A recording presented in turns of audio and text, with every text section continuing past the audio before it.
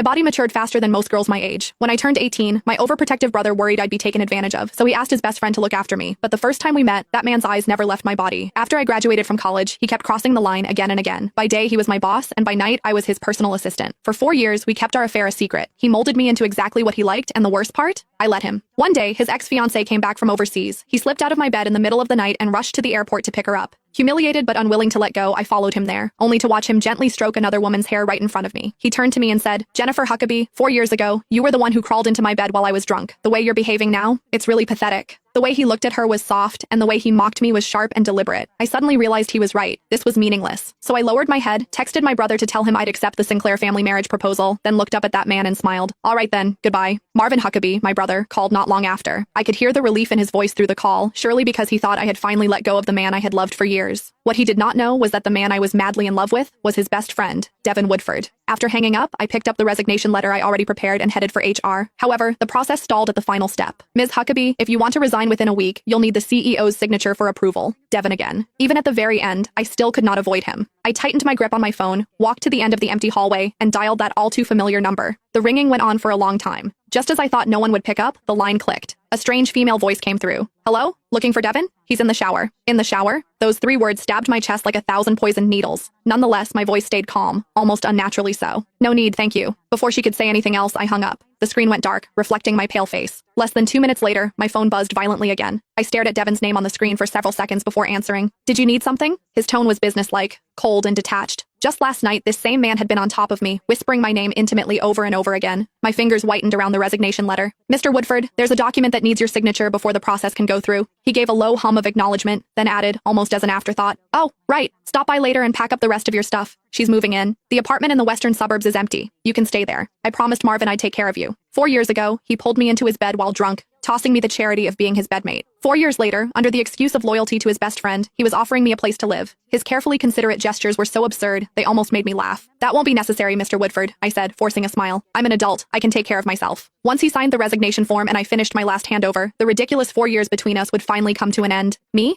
I was getting married. I opened my eyes in the hotel room as morning light streamed in. For the first time in years, I felt more awake than in any morning I had spent by Devin's side. I called a car and returned to the villa I'd lived in for 4 years. However, the moment I stepped inside, I almost thought I had walked into the wrong house. The once minimalist black and gray space was instead drenched in warm tones. The entryway wall, where I had begged him for a month to let me hang even a single plush toy, had been transformed into a display filled with stuffed animals. "Melissa likes it this way," Devin's voice sounded from behind me. When I turned, he looked slightly troubled. "She came by yesterday, saw your things and got upset." It was not until he led me to the storage room that I understood what he meant. In the corner, all my luggage was piled up like garbage.